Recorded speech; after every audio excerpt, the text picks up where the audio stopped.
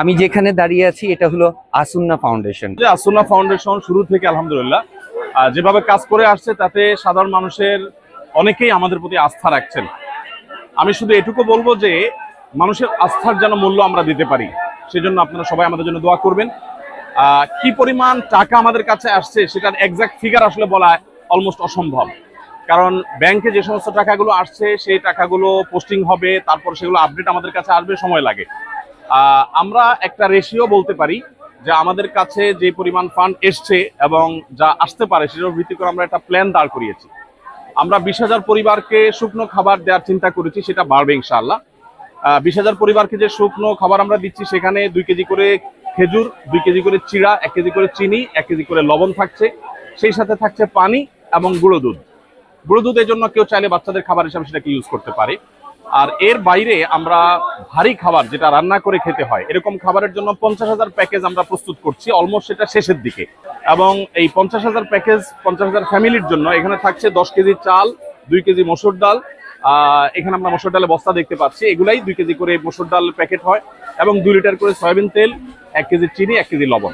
50,000 পরিবারকে আমরা রান্না করা খাবার দিচ্ছি, সেটা সেকেন্ড লেয়ারে। প্রথমে শুকনো খাবার দিচ্ছি। এখনো কোনো থানা, আমি গতকালকেও স্পটে ছিলাম, কোনো থানাতে নতুন করে পানি আসছে, যে জায়গাগুলোতে নতুন করে পানি আসছে সেই জায়গাগুলোর মানুষ বলছে আমাদেরকে চাল ডাল দিবেন না প্লিজ, আমাদের রান্না করার কোনো ব্যবস্থা নেই, আমাদের বেঁচে থাকার জন্য।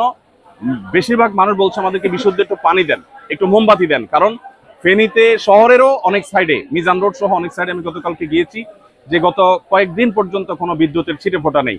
এবং শহরের জীবনে যদি পানি না থাকে, বিদ্যুৎ না থাকে, তাহলে একটা 10তলা ভবনে ভয়াবহতা কোন রূপ পেতে পারে সেটা বলাই বাহুল্য। এই জন্য পানির জন্য তারা হাহাকার করছেন অনেক বেশি। আমরা এখন পানিকে খুব গুরুত্বের সাথে পানি দেওয়ার চেষ্টা করছি।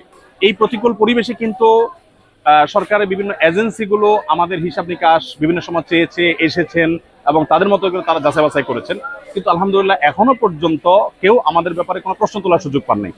আমি বিশ্বাস করি যে ভবিষ্যতে সেরকম সুযোগ হয়তো থাকবে না ইনশাআল্লাহ।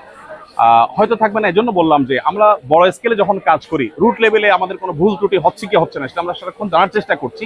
তবে আমি আপনাদেরকে জানিয়ে রাখতে চাই, ফাউন্ডেশনের আমরা যারা ট্রাস্টি বোর্ডের সদস্য আছি, আমাদের মেমোরান্ডামে লেখা আছে ফাউন্ডেশন যতদিন বেঁচে থাকবে এখানকার ট্রাস্টি বোর্ডের কেউ এখান থেকে কোনো পকেট মানি, এখান থেকে কখনো গাড়ির তেল খরচ, এখান থেকে কখনো কোনো আপনার সম্মানী কোনো কিছু কখনো গ্রহণ করতে পারবে না, এবং সেটা আমরা কেউ গ্রহণ করি না।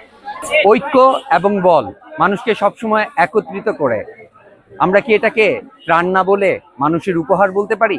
তো আমি বলবো এটুকুই যে সাধারণ মানুষের আস্থা যদি নষ্ট হয়ে যায় তাহলে মানুষের যাওয়ার কোনো জায়গা থাকবে না। এদেশের মানুষের মধ্যে কল্যাণকামিতা এত বেশি যে আমি আপ্লুত কিভাবে এক একটা দুর্যোগে মানুষ ঝাঁপিয়ে পড়ে, শুধু এই বন্যাতেই না, আমি সবসময় দেখেছি। তো এই আস্থাটাকে ধরে রাখার জন্য আমাদের সবারই চেষ্টা করতে হবে। আমি বিশ্বাস করি আসুন্না ফাউন্ডেশন সেটা সক্ষম হবে ইনশাআল্লাহ।